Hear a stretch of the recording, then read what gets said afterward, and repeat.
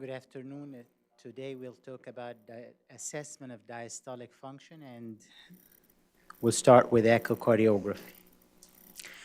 So the evolution of the study of diastolic function started in the cath lab. It has evolved to being a non-invasive assessment most of the time.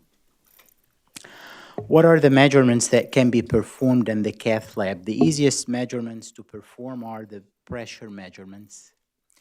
But there is more to diastolic function assessment beyond just pressure measurements. The issue of left ventricular relaxation describes how fast the left ventricular pressure declines, and a ventricle that relaxes faster will have a more rapid decline in its pressure than a ventricle that relaxes slower. And so for a given period of time, a rapidly relaxing ventricle will reach a lower pressure than a ventricle that relaxes more slowly over the same time period. So we look at one of these measurements that can be obtained in the cath lab, of course, in a LV cath, and that is LV minimum pressure. While you can get this with a fluid-filled catheter, it is much more accurate with a high-fidelity pressure catheter. Continuing with what happens to the ventricular pressure during diastole, the left atrium has built its pressure through the volume of blood that entered the atrium during systole. And now you see a point, what we call a first crossover point, because at this point, LA and LV pressures are equal.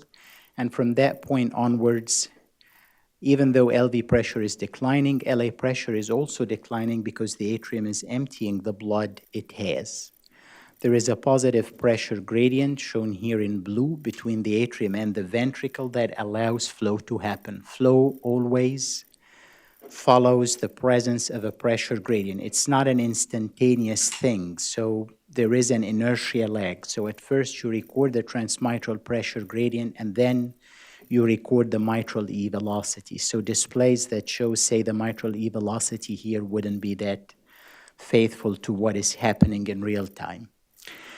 Anyway, as the ventricular pressure, as the ventricle gets filled with blood, its pressure rises, and there is that rise in ventricular pressure, described as a rapid filling wave. It's an indicator to some extent of the stiffness or the compliance of that ventricle. Compliance and stiffness are opposite words. Stiffness is a change in pressure over change in volume. Compliance is the reverse.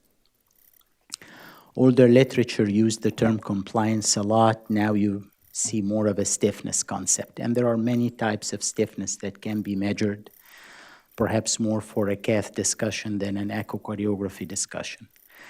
Then we get to a plateau in ventricular pressure, and here you can see another crossover point. The atrium depolarizes, its pressure rises up with atrial contraction, and another positive gradient is present that leads to the mitral A velocity. It follows that pressure gradient. What happens to the ventricular pressure? As you are filling the ventricle with blood, the ventricular pressure continues to rise, and we see a rise late in diastole related to atrial filling of the ventricle. This is called the A-wave rise in ventricular pressure. It culminates in the end diastolic pressure. End diastolic pressure is a reliable measurement with fluid-filled catheters, but one has to be careful with the transducer position, the balancing, the phases of respiration that affect it. So if you are recording pressures in the cath lab, you can see really wide variations in EDP in some patients who, say, have deep swings in their intrathoracic pressure. The pressure in the ventricle before the atrium contracts is the pre-A pressure. This pressure is very similar to the mean left atrial pressure, which is shown here in that dotted line, though there can be situations when they are not identical, and you can see variations by 2 to 3 millimeters mercury between them. It is also possible, if you're using a high-fidelity pressure catheter, to get what we call a mean LV diastolic pressure. So that gives you the mean pressure in the ventricle during diastole. It compasses many events, as you can see, But some have looked at this mean diastolic pressure and noted that it relates also very well with mean LA pressure. The atrial pressure, you know about the V wave, which is the highest pressure in the atrium during systole as the atrium is filling with blood. Then there is the Y decline in LA pressure. There is another rise in LA pressure due to atrial contraction. This is the A wave, and then another decline in the pressure as the atrium relaxes. The mean pressure during the cardiac cycle is the mean LAP. Please notice that the V and A wave pressures are both higher than the mean LAP, and in situations, say, with mitral stenosis, mitral regurg, combined mitral valve disease, there can be big differences between them. Which of these pressures is the most important from a patient point of view? The most important pressure from a patient point of view is the one that relates to the development of symptoms of pulmonary congestion. So that is the mean LAP, LV pre-A pressure, and mean LV diastolic pressure to the extent that it relates to the mean LAP. If you have a PA catheter and you're not getting into the LA, then that is the mean wedge pressure. How about LV EDP? This is the one that we get by cardiac cath, frequently reported. When someone has diastolic dysfunction, the pressure that rises earliest, meaning during the evolution of the disease, is the LV EDP. So you can have an elevated LV EDP, but other early diastolic pressures are normal. Obviously, people can measure different pressures, so when you are reading and when you are looking at pressure recordings and looking at literature as well, be careful which pressures they are talking about, what are the variables they are relating them to one another. Now we look at the mitral inflow pattern, the annular velocities, and the diastolic function indices that we rely upon. So interpretation in this slide is easy because we are saying we're showing you the pressures, we are showing you the flows, and so on. The tricky part is starting with these and then drawing inferences about these, which is what you want to do clinically. So there is a normal pattern, and there is the mitral inflow, predominant filling in early diastole as opposed to late diastole, rapid ascent in the velocity in early diastole, and also deceleration of the mitral E velocity, short time interval between the closure of the aortic valve and the opening of the mitral valve, isovolumic relaxation time. That's the normal. If you look at the annular velocities, you can see a recoil of the annulus away from the apex during the isovolumic relaxation period, signified by this very small signal.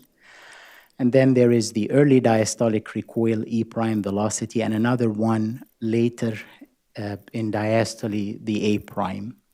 You can say it's a mirror image, inverted, and when this is up, this is up, this is down in the setting of impaired relaxation. What happened with impaired relaxation? The early gradient is lower, so mitral E velocity is lower. The mitral valve opens later, so longer isovolumic relaxation time, slow ascent and slow descent of that peak E velocity. How about the atrium? So since the atrium did not empty that much in early diastole, a lot of blood, or relatively more blood, is present before it contracts in late diastole, and you have a larger gradient now with a higher LA pressure, and you get a big A velocity, so an E to A ratio less than 1. For the annular velocities, E prime is reduced and usually delayed, and A prime is prominent. What happens with a situation where now the heart has to deliver the same amount of stroke volume, perhaps over a shorter period of time? To be able to do that, the heart has to fill the ventricle faster or more. The way to maintain this LV filling will be a rise in LAP. And now we end up with that inflow pattern again that we all see and recognize. But it is happening because of a high LAP in the setting of LV diastolic dysfunction and increased LV stiffness. And you see these time intervals getting shorter, the isovolumic relaxation time, deceleration time, a ratio that exceeds 1 and usually 2 or above. And look at the annular velocities. E prime is reduced and A prime is reduced. Why is A prime reduced? A prime is reduced because the A prime is a signal that reflects LA performance, contractile properties, and LA contractility is affected by afterload. The afterload for the atrium when it contracts are the late diastolic pressures, and since these go up, the A prime is reduced. So in advanced cases of diastolic dysfunction, annular E prime to A prime ratio is going to be higher than what you would anticipate, say, in the setting of impaired relaxation. And some investigators have used A prime as an indicator of late diastolic pressures, outcome in patients with HFrEF, outcome in patients with HFpEF, to look at atrial contractile reserve and so on. So the summary from this slide is, remember that the changes in the mitral inflow reflect changes in the LA-LV pressure gradients, which are in turn determined to a large extent by LV diastolic pressures in the absence of mitral valve disease. If someone decompensates, they will go to the pseudonormal or restrictive filling patterns. As they improve, perhaps with volume reduction, you revert back to the impaired relaxation pattern. So now, since the challenge that we are faced with on the other end is trying to draw inferences about diastolic dysfunction from what we have, we need to think of how we are going to say that diastolic dysfunction is present. So it is important to look at the clinical history. We'll see some examples, but the presence of known diseases that are associated with diastolic dysfunction and that have affected ventricular structure already makes it very likely that diastolic dysfunction is present. Example, you're looking at a case from someone with coronary artery disease and good areas with segmental dysfunction. Someone who has hypertension, say, or aortic stenosis and has left ventricular hypertrophy. Someone with hypertension that has led to diastolic dysfunction and left atrial enlargement. So if someone has, say, high blood pressure and their left atrium is enlarged, you don't see mitral valve disease. There is no atrial fibrillation. Why is the left atrium enlarged? It has become enlarged because of diastolic dysfunction and intermittent periods of increased LV diastolic pressures that lead to increased LA volume. LV systolic dysfunction, the presence of cardiac disease or myocardial disease is a continuum. So you will not see patients with isolated systolic dysfunction. In fact, in the sequence of events, for example, in the ischemia cascade, diastolic dysfunction precedes the development of systolic dysfunction. So that is a very useful finding. Someone with an established diagnosis of HFpEF is important to know. Sometimes these can pose a challenge, but in many situations, you can tell by the presence of structural heart disease as well as by specific Doppler signals that indeed these patients have diastolic issues. There are very useful Doppler signals that we should aim to acquire, and we have it as part of the routine, and I'll go over these. These by themselves are very useful. Again, in the objective of saying, is there systolic dysfunction or not, let us look at other indices of systolic dysfunction that can be present even though EF is normal. So we're looking at lung axis function of the ventricle with global strain, mitral annulus, systolic velocity, mitral annulus descent. So you've heard about global strain and you continue to hear about global strain and see it. The one sentence I want to say about global strain, one has to look at the quality of the signals from which the global strain is calculated.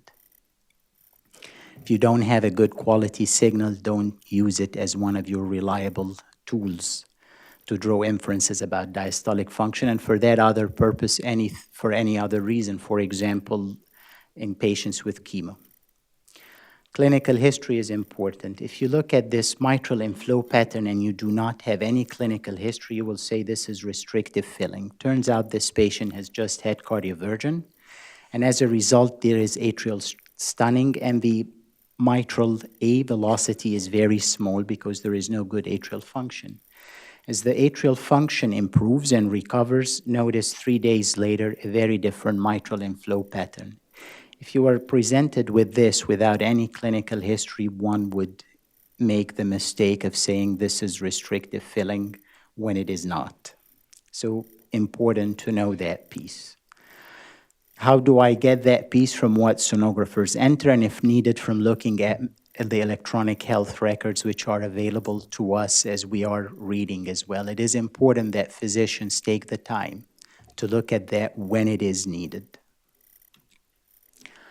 Then we have to look at the technical quality of the signals that we get. Some signals will look on their face value acceptable, for example here, but the signal which should be acquired at the septal side of the mitral annulus is not where it should be. It's down in the septum itself. If I'm interested in segmental function, okay for that signal, but if I want to draw inferences about diastolic function, global LV diastolic function, it's a problem. Even if we accept the tissue Doppler signals that we acquire at each side of the annulus as indicators of global function, this is still a simplification because there is much more to the ventricular tissue than annulus lung axis motion or lung axis function. Example of filters improperly set up, gains improperly set up are shown in CND patterns, and it is important to take the time to adjust the signals. Some systems come with the settings already fixed. They may turn not to be appropriate for a given patient, and think of who will look at these later on. The same can be for the lateral annulus velocities. I'll skip more technical issues here, but notice that you can be in the atrium and you will still get E prime and A prime. Part of the signal could be inside and outside the heart, and you will still get annular velocities or what looks like annular velocities because the heart is moving, but the values are very different. Okay, another thing when we look at diastolic function, since we are depending on velocities that happen in diastole, is one should know what is the rhythm. And I should identify early diastole from isovolumic relaxation. Example from a patient with a bundle branch block, left bundle is shown here. So there is isovolumic contraction velocity biphasic, there is a systolic ejection velocity, and then we have a biphasic isovolumic relaxation velocity, and then E prime and A prime. This is the one that you would go after and not this one. Now, what are the specific Doppler signals that we should seek to get? Pulmonary vein atrial reversal velocity. We will look at mitral inflow with Valsalva, mitral L velocity, in comparison of mitral and tricuspid inflows. So this is from someone with HFpEF, and we look at the pulmonary vein velocity pattern, look at how large that atrial velocity is. This signal is related to LV EDP. And so with a very high LV EDP, the atrium finds it easier to send blood back into the vein than forward into the mitral annulus, mitral valve, and the ventricle. See how small that A velocity is compared to this atrial reversal velocity or pulmonary atrial reversal. Both duration and amplitude matter. Of all the Doppler signals that you can look on how they vary with age, normal aging adults, that A reversal velocity does not increase in value or duration. So it's a very reliable signal when we get it. There is the change in the mitral inflow pattern with Valsalva. With Valsalva, venous return drops, and so LA pressure drops. So what looks like a pseudo-normal becomes impaired relaxation. The challenge for Valsalva is getting someone to do it correctly, a patient who is able to, understands the instructions, obviously not on a mechanical ventilator. When you see it, it's specific, but when you do not see it, its sensitivity is not that high, of the range of 50 to 60%. Then come the comparison of mitral and tricuspid inflow. If someone has a given volume status with both ventricular functions sort of either good or bad, the mitral and tricuspid inflows should mirror one another, as do the RAP and the LAP. These are recordings taken from a patient with cardiomyopathy and LV dysfunction. You can see that all the pressures that we are interested in, the EDP is about 30, the LV pre-A pressure is about 80, and you have a restrictive mitral inflow pattern. If you look at the RV pressures, both the pre-A and the and diastolic pressure for the right ventricle are normal, 8 and 12 millimeters mercury. The tricuspid inflow pattern is a low E, high A. That's why we want to record the tricuspid inflow, be it with a good quality, not just recording it. And because the tricuspid inflow varies with respiration, we want to record a number of beats or at end expiration. This is the L velocity. There are few studies that looked at the L-wave velocity. Not any that have validated it invasively, but there are several that have looked at it and associated it with other diastolic indices that were abnormal. The higher that velocity, the greater the likelihood of having three conditions, or three conditions should be present to lead to a pathological L velocity. A ventricle that relaxes slowly, a left atrium pressure that is high and usually bradycardia, slower heart rate, so you can see what happens in mid-diastole. What is happening is because the ventricle is relaxing slowly, even though you are filling it with blood, its pressure is still declining in mid-diastole. It hasn't reached its complete relaxation status. And because the left atrial pressure is so elevated, it is able to allow forward flow and you get this velocity. Typically, values of 50 centimeters per second or above are pathological, and sometimes you can see them also in the annular velocities that you acquire. It is possible to see L velocities, usually not more than 20 centimeters per second, in younger, healthy individuals. So not every L-wave velocity, just because I see it, is going to be diastolic dysfunction. So now we have a lot of information if you have followed what I've presented. We have clinical information, we have 2D information, we have strain, we have all these Doppler signals. And most of the time, if one is astute and is looking at everything in sequence, you are able to arrive at a conclusion whether cardiac function is normal or abnormal. But say I don't have anything, none of these are sort of mapping out, meaning everything looks normal. So how do we proceed to diagnose diastolic dysfunction? So the 2016 update of the guidelines said, let us look at some signals then, and to avoid calling normal individuals abnormal, we are going to say several of these variables should be present, and we should look at values that make them specific. So these are the variables: an average E to E prime ratio of more than 14, annular velocities on the septal side less than 7, on the lateral side less than 10, a peak TR velocity more than 2.8, and this was following the European guidelines for diagnosing pulmonary hypertension in the absence of an actual estimation of PA systolic pressure. An LA volume index more than 34 mLs per meter squared, and this exceeds the mean plus 2 standard deviations that were in the 2005 ASE guidelines and were later on updated in the 2015 guidelines.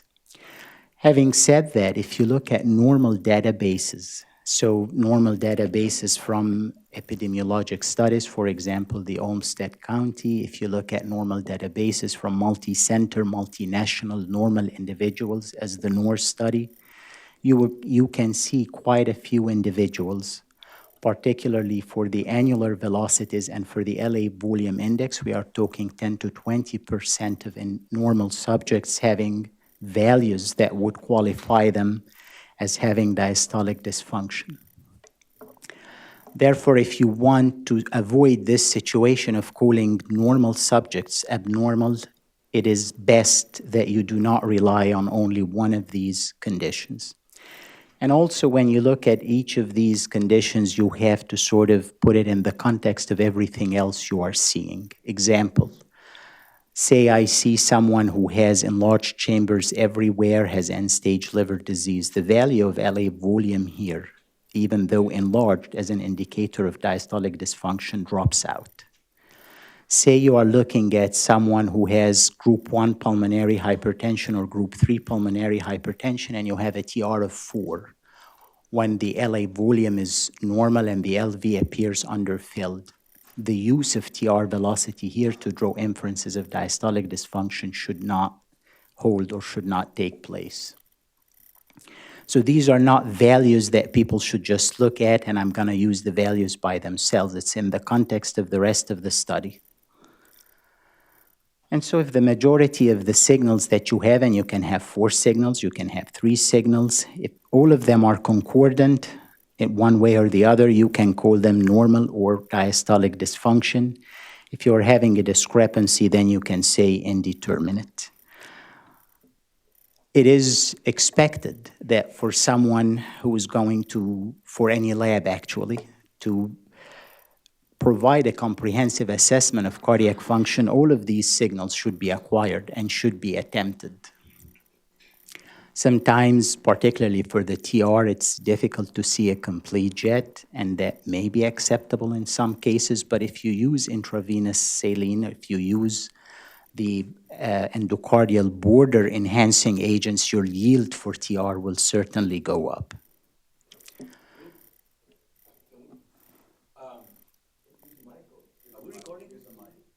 We are recording.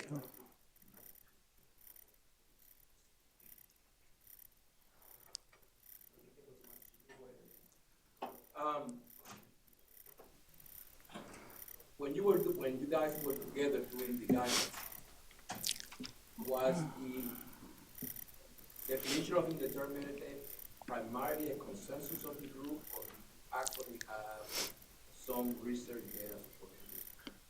And I'm asking because I think that's the one area that does create some issues for many people, including myself.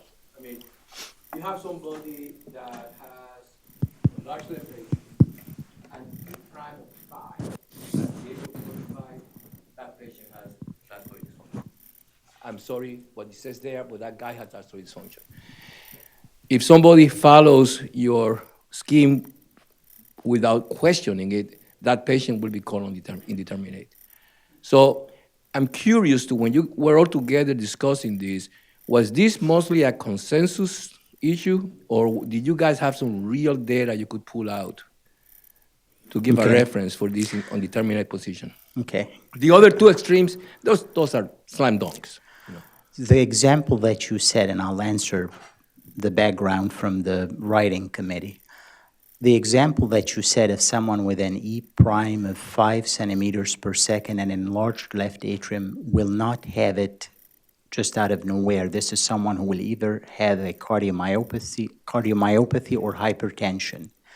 That person, by what has been presented already, has evidence of structural heart disease. That patient may have just dyspnea.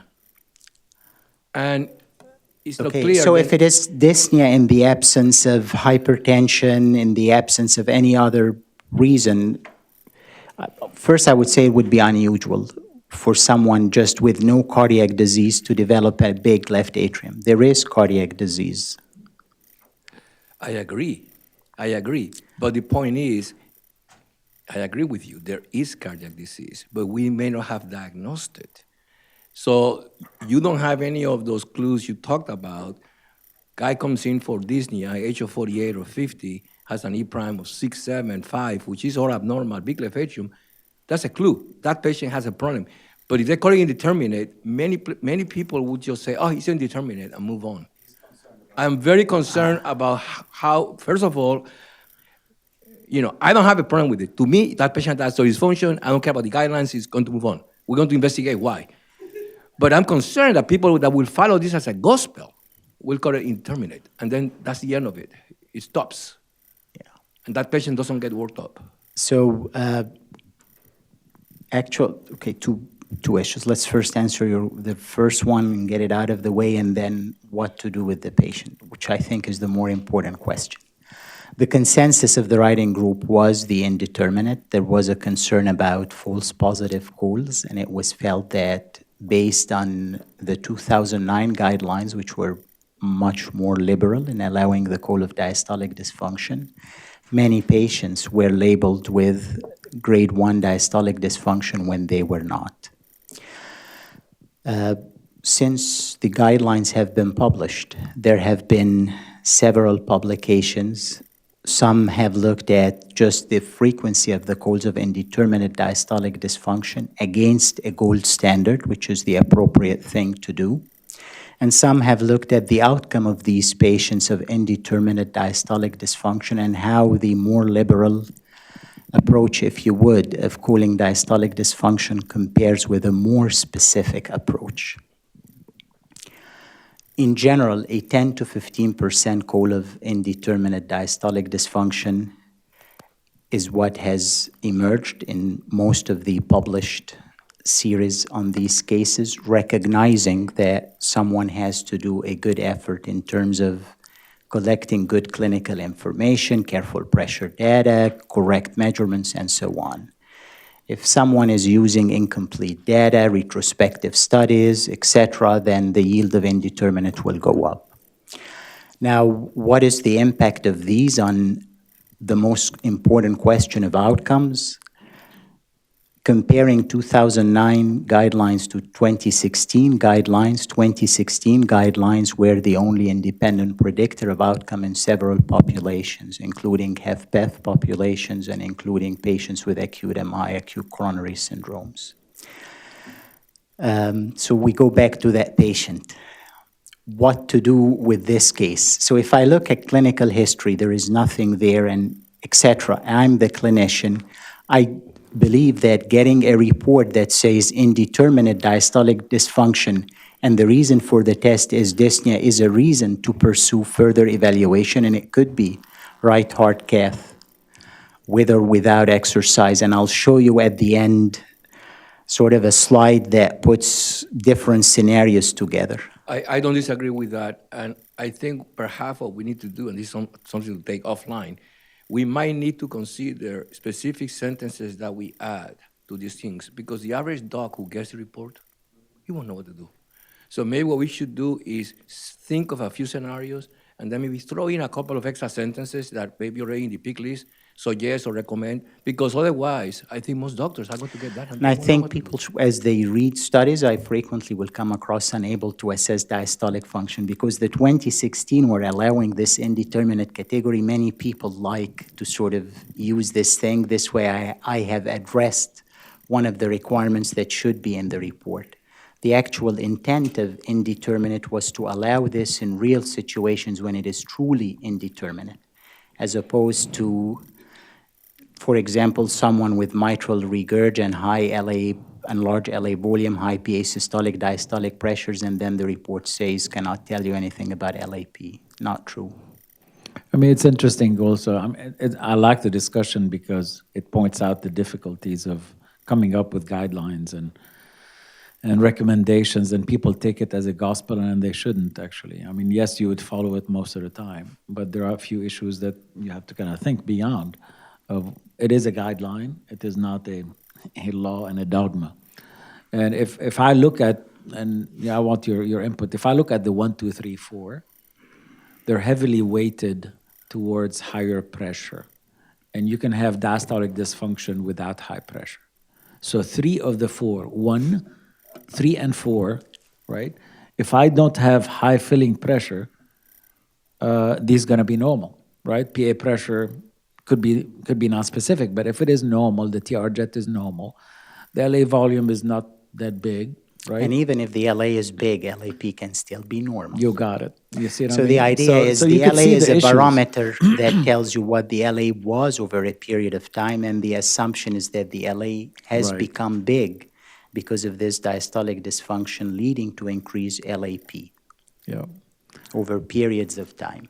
So among them, the most specific of these 1, 2, 3, 4 criteria are if you measure a good septal E prime and lateral E prime, and they are really reduced as opposed to borderline and things, this is the one's going to give you the most. And you had told us before that it is, in a way, less load dependent if you're abnormal to start with, right? Is that correct? correct. Exactly. So, I mean, to me, I think number 2 is the most specific, right? To tell me about dysfunction, because if the pressures are decent in that time where I'm doing the echocardiogram, E over E prime is going to be, within the normal range. TR velocity may not be increased, right? Unless I have a decompensated patient. So E prime will be reduced, and truly specific meaning you are looking at values way outside what you would see in normal individuals in an extreme minority of patients. What percent of patients? Probably not more than 1 to 2% if you look at the published normal values. And that's the problem of relying on annular velocities. Then if you look at this list, which of these is an indicator of LV relaxation? It's only the annular velocities. The challenge with the annular velocities is that they have a wide variation, be it for technical reasons, be it for real reasons in normal subjects that have been included.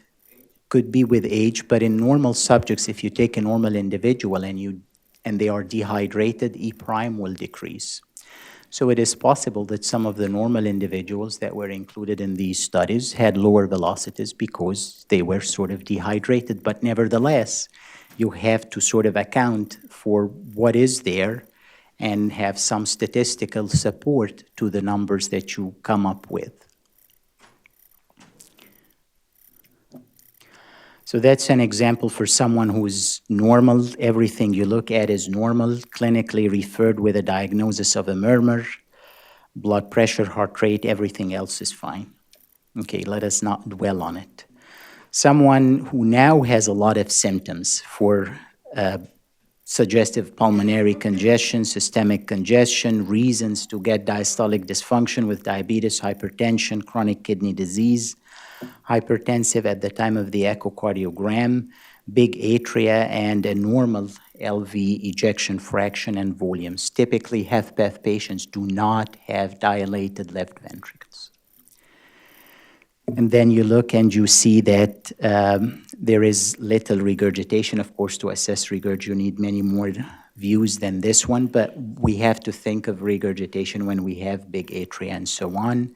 And you look at the velocities, the E to E prime ratio way up, okay? Peak TR velocity 3.6. So the summary is I have reasons to say there is cardiac disease. The E to A ratio is a 0.8, more than 0.8, less than 2. Everything else is big. I don't need to measure LA volume if it is just to say whether diastolic dysfunction is present or not. Of course, it should be part of the report.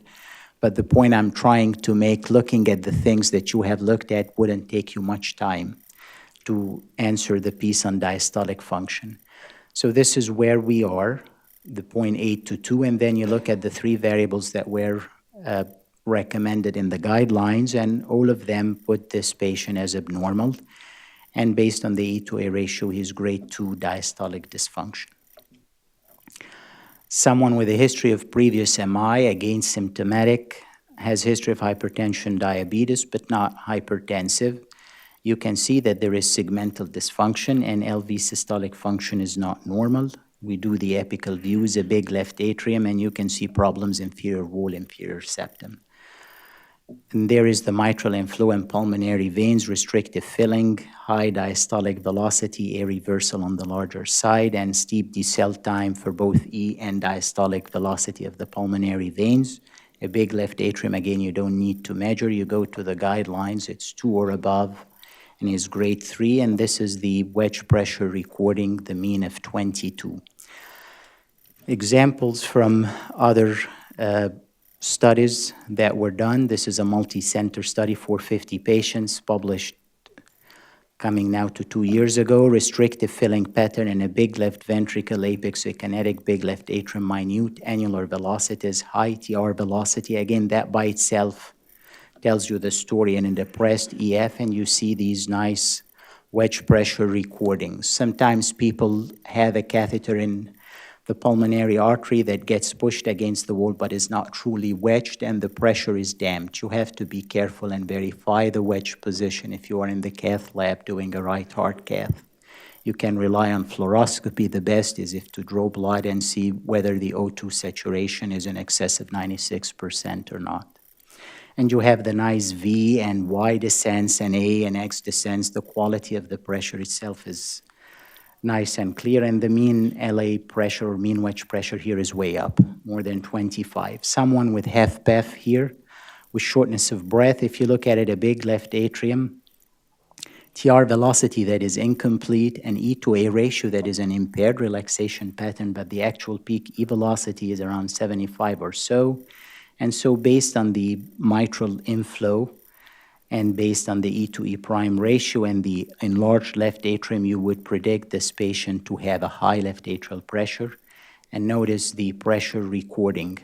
See how high this V wave pressure is and also the A wave pressure, and the mean wedge pressure is approaching 25 millimeters mercury or so. When we looked at the accuracy, and the accuracy here is taking into account not just I measured these Doppler signals. The interpretation looked at the clinical data, looked at the EF, looked at the presence of LVH, everything. The main difference in the 2016 guidelines and the 2009 guidelines is this heavy emphasis on looking at trying to detect the presence of myocardial disease. So we say look at clinical findings, look at 2D, look at specific Doppler findings, put things together. Do not just look at the velocities or the atrial volume and move accordingly. And these were determined by cardiologists. So overall accuracy, clinical assessment was sensitivity, specificity, positive predictive values, everything was sort of summarizing these, if I may, though of course each of these measures different things. For echo was 87%, and for clinical assessment by cardiologists who had chest x-rays, clinical exam findings, and in some cases natriuretic peptide levels was 72%. Also, when you look at subsets, depressed EF, normal EF, perhaps the thing that stands out the most, look at the clinical assessment of whether LAP was elevated in someone with normal EF was 64% compared to echo of 84%. Clearly not perfect, and clearly there is room for improvement, but this is a good step, a decent step in the right direction. There are many other subgroups that you can look at here I don't want to dwell in. What are the other indices of LV diastolic function? Looking at myocardial strain. So now some of the comments you heard were saying 3 of the variables that were on the 4 criteria to say diastolic dysfunction is present or not were really indices of LV filling pressure. On the other hand, here we are going back and saying, let me get you an index of LV relaxation. And so you are looking at myocardial strain rate. You can measure it during isovolumic relaxation and during early diastole. This is in animals against the time constant of LV relaxation. So now the true gold standard and negative dPdt, and very decent correlations present, and you can use the ratio. If you want to sort of have a good feel of, again, when these events are happening for strain signals, the purple one is the strain rate signal. The red and the blue are the annular velocities, the lateral annulus in red, the blue is the septal velocities, and we are interested during the isovolumic relaxation period between aortic valve closure and mitral valve opening. You can see that there are velocity signals in the same direction as E prime, but then you have the strain rate signal there and you can measure it. You can also measure early and late diastolic strain rate. You can do it with speckle tracking as well. From a practical point of view, as you have also reported, strain rate has a lot of more noise. I'm going to get into that, yes. So can we use just plain strain? Because I think was our Dukanich, I think, had a paper not using the strain rate, but just using the strain itself, which may have less noise. We're not doing it today, but I wonder whether we should start doing more of that. There is an ongoing effort to sort of go back to strain rate and strain signals, including not just LV, but LA strain, and I'll talk about challenges for both of them. This is an example for the ratio of E to the strain rate during isovolumic relaxation against mean wedge pressure in normal and depressed EFs. And this is a nice study taking patients who present with STEMI from the Netherlands and including all variables, the standard variables, clinical variables, STEMI scores, EF, decel time, etc., and then adding the strain rate during the isovolumic relaxation period, and you can see a significant jump from 40 to 56 and the chi-square for the prediction of outcome events, and these were hard events, death and MI. LA strain is a very sort of intuitive thing to think about. If you want to measure LA pressure or estimate LA pressure, then go after LA strain, and you can do that from different points. You can do it with speckle tracking, and the average LA strain during systole, this is the reservoir function, relates inversely with filling pressures. So the higher the pressure, the lower the LAV strain. So what are the challenges for all of these signals? You need definitely higher quality signals. You have to have good myocardial visualization for both atrial and ventricular strain in apical views. No doubt there is a learning curve, and there has to be increasing experience in acquisition and analysis. It will take longer time. For example, for the global strain, we do it on the systems, but if we were to leave it for the readers to do it, it will not make it to the reports. And then you have to look at patients with tachycardia, and of course, higher frame rates will pose challenges for strain rate in particular. It is not yet known whether arrhythmias and tachycardias affect the accuracy of LA strain, but there are some data showing that there may indeed be limitations for them. There are specific patient populations, and I know Dr. Chamsi-Pasha will talk about CMR. I can keep going for another hour, but we'll stop here.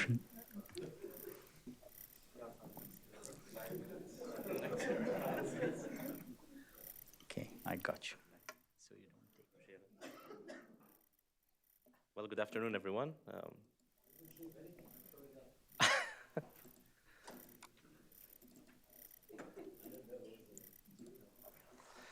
So for the few minutes that are remaining, I'm going to talk to you about the role of CMR in assessing diastolic function. And with no further delays, there are few indices that we can obtain with CMR that are actually very helpful in terms of segregating patients with diastolic dysfunction, including LV mass and hypertrophy, as MRI is the gold standard.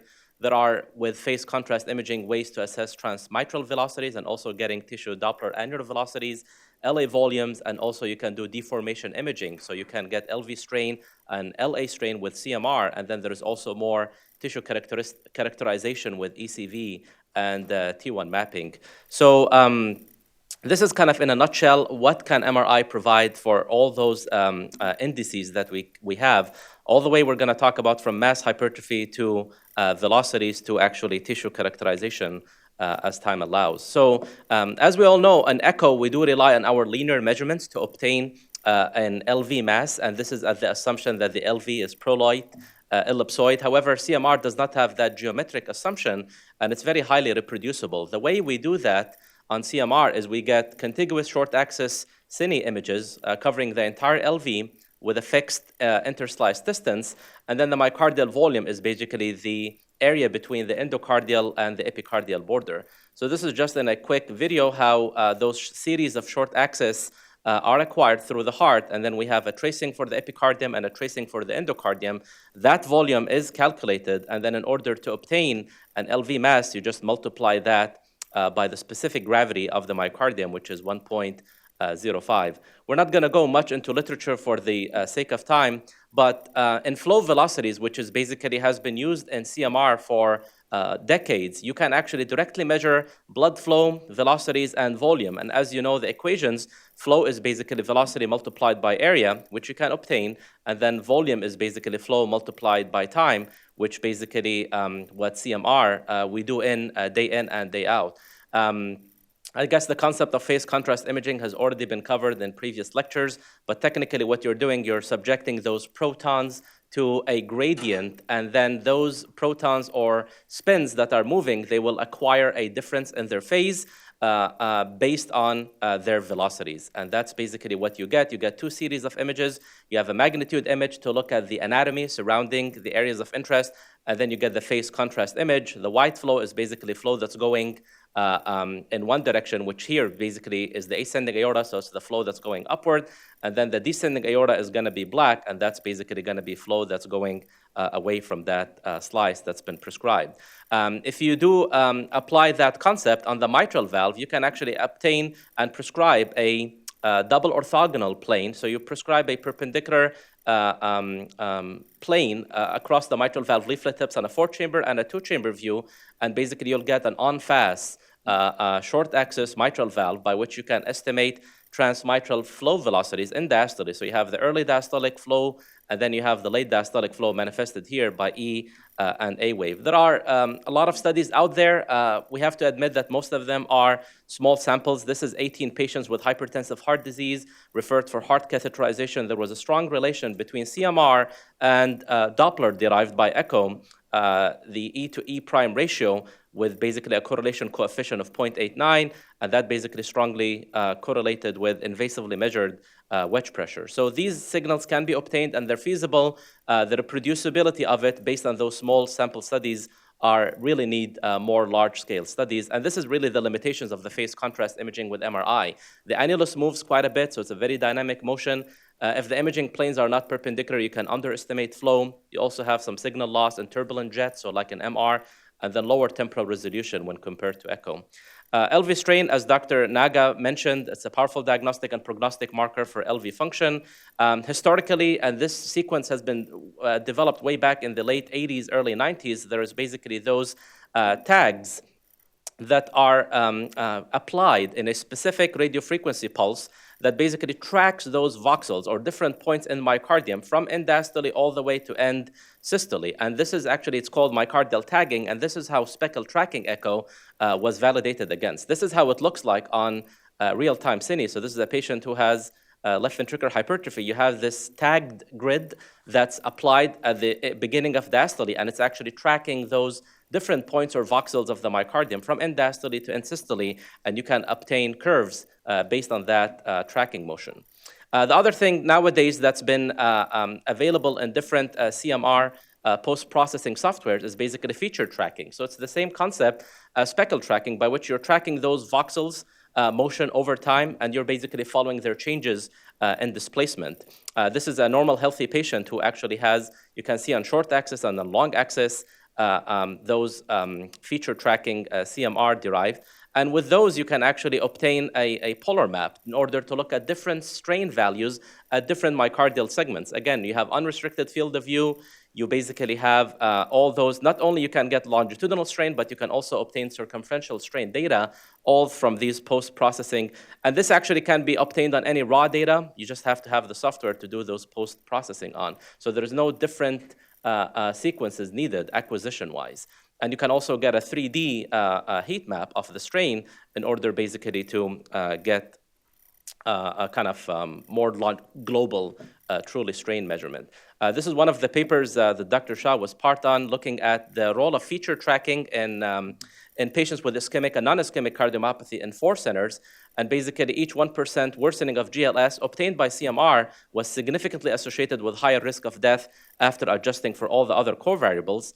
And not only that, but even in patients who have normal EF versus low EF, if they actually have had normal GLS here defined by more negative than 13, they actually have had on a Kaplan-Meier survival curve not a significant difference. However, the strain actually in patients who have had normal EF versus low EF was a very powerful independent predictor of outcomes in those patients basically with cardiomyopathy, including both ischemic and non-ischemic.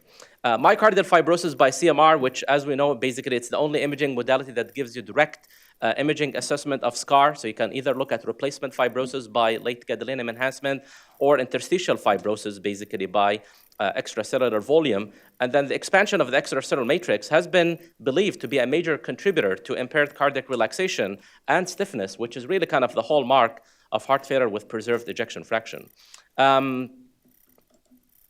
The T1 time, basically, which is also has been an interest over the past, I would say, 10 years, looking at pre-contrast T1 times of the myocardium. So the T1 time, basically what it is after you apply a special radiofrequency pulse, you're looking for the magnitude of the relaxation of those protons in order to reach to their equilibrium state. So once it hits that 63% peak, that's basically what you're trying to measure. And this time is actually very specific for tissues. So that's why there has been more interest that people who have normal versus abnormal T1 values Abnormal T1 values have been demonstrated in multiple studies to be evident in HCM, in hypertensive heart disease, in amyloid, and in diabetic cardiomyopathy, and other conditions that are associated with myocardial fibrosis. So this is a normal patient, and here we're just measuring the T1 relaxation time of the myocardium, and this one was 925 milliseconds, which is normal, versus this patient who has severe left ventricular hypertrophy, and basically this native T1 time was very prolonged, 1357, and that's typically things that will lead to an increased T1 time is edema, fibrosis, and inflammation. ECV, basically, you can correct by using the hematocrit, and you basically can obtain this difference in signal intensity between the T1 time of the myocardium and the T1 time of the blood. This is a normal healthy volunteer who has an ECV of 24%, and technically different labs have different cutoffs, but it's been agreed upon that less than 29% is probably normal. And this is a patient who has a much higher ECV, and ECV is a marker of interstitial fibrosis, and this one here is up to 39%. Now, moving on to LA volume, you have an unrestricted field of view with MRI, and as we know, basically, that the LA volumes are larger with CMR than with 2D echo.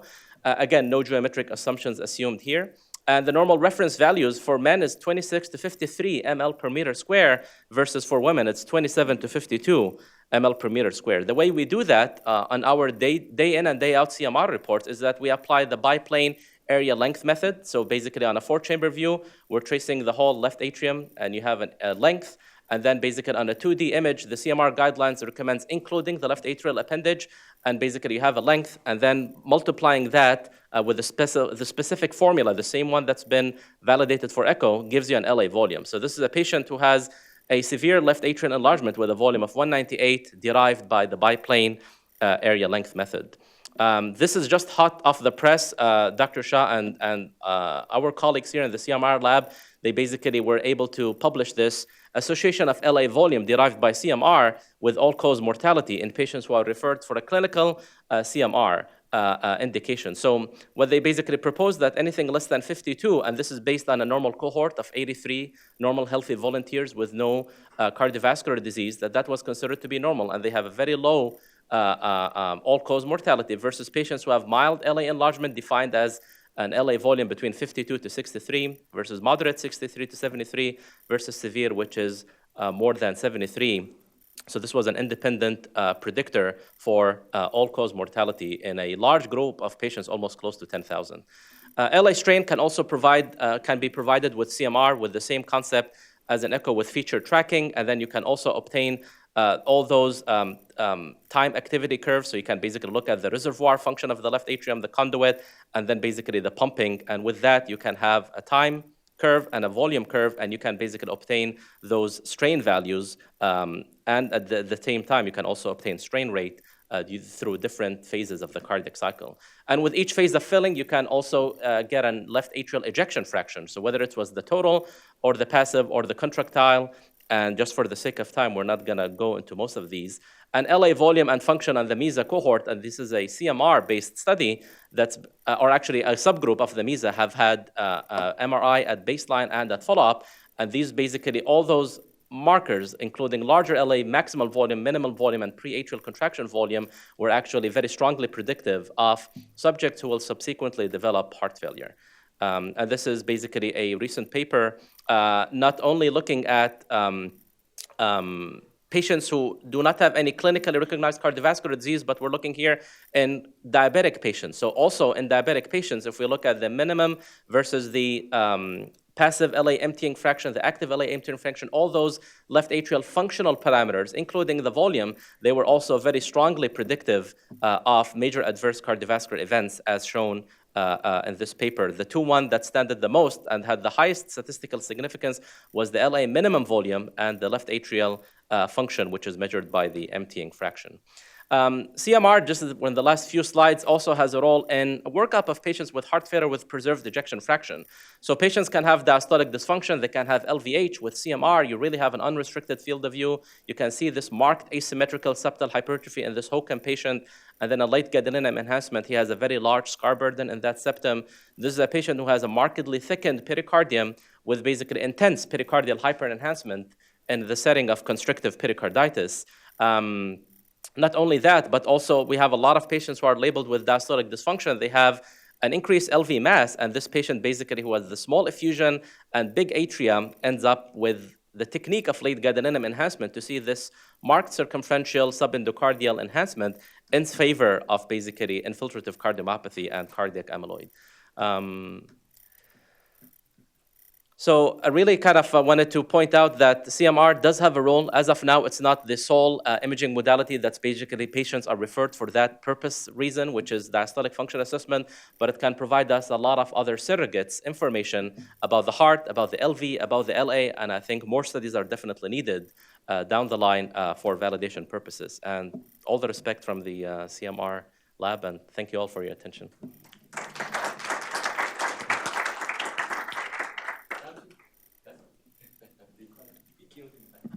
You were able to compress 1 hour into 10 minutes. Yeah, these are like 43 slides. So. I have a suggestion. I have one suggestion. Okay, if you go back to that last slide of the composite. No, just your last slide. Yeah. A suggestion for you guys, because I see, looking at the green transmitral velocity, I think you could contribute to the field by using a modification of what Doppler does. Because where I see your limitation is because of time resolution, you're not going to be able to get the peaks well. So you can forget about E over A and all these Y because you don't have the time resolution to do it.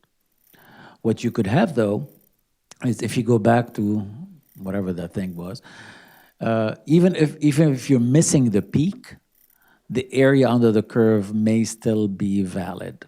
All right, meaning you have less influence on the peak of the curve. So conceivably, you could do like we did in the past, first, filling fractions or whatever it is. So you could do a ratio of, you see where the nadir is? The nadir of E, just stop it there, and that would be your first phase of filling, and the atrial contraction will be in the next phase. And then if you look at this, you'll have lesser issue of having the time resolution to pick E and A, and because, even if you take a little portion of that top, just like between the two lines, it's not going to affect that area under the curve very much. Yeah, that's very easy to do. We can just specify the area. Exactly, you got it. And just go down and create your own index, because that's, in a way, that's early phase versus an atrial kick. What do you think, Miguel? I like it. The other thing is, I was going to start with the same comment. I think you did a 15-minute clear, great presentation. Now, a lot of the parameters and the things that you can do by CMR that can also be done by echo, today, in today's clinical environment, would be more of a research tool. So my question to you, and not only a question, a suggestion, is I think it's important for you all to start thinking of giving us some guidelines of the clinical settings that we should be triggering in our mind a referral to CMR. So within the both in the heart failure with reduced EF as the heart failure with preserved EF, maybe we should start, get together and start giving us, because we see a lot of these patients and we probably are still doing a very small % of referrals. We probably could do a lot more. And it would be good for patients. It would also be good for us to learn more and eventually maybe even write some clinical papers in terms of this issue. I mean, when should we all be as clinicians thinking of this, right? When should we be thinking that amyloid maybe is playing a role, that we don't have to wait for all these features? When should we be thinking of looking for, subtle things that you have in there?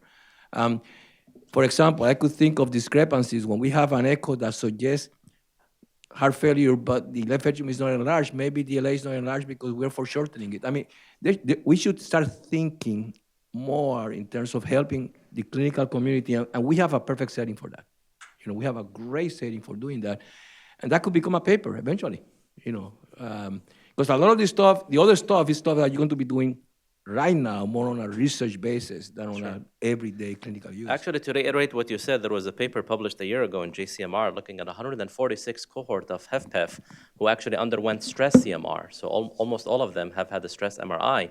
And actually, MRI was able to find an alternative diagnosis in almost 15 to 20% of these population. So that included silent myocardial infarction, that included microvascular dysfunction, included HCM, and included constrictive pericarditis. And I guess also totally agree that the subset group of patients who also we have to think about the role of MRI in them is the low flow, low gradient AS, because also a recent paper showed that 16% of them end up having cardiac amyloidosis. So I totally agree. I think we might be missing some, but I guess the echo will drive the So MRI. the summary, CMR is really giving you the substrate for why heart failure is present. As far as the dynamics, the LA pressure, things of that nature, it is not yet that Totally suitable. agree, Getting yeah. flows and flow rates is possible and Yeah. has been used. Yeah. But as we learned many years ago, the flow rates are all dependent on LAP and relaxation and makes how sense, they yeah. interact. Totally agree.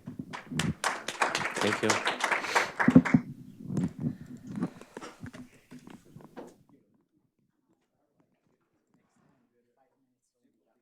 Oh, Dr. Nagueh, be my guest.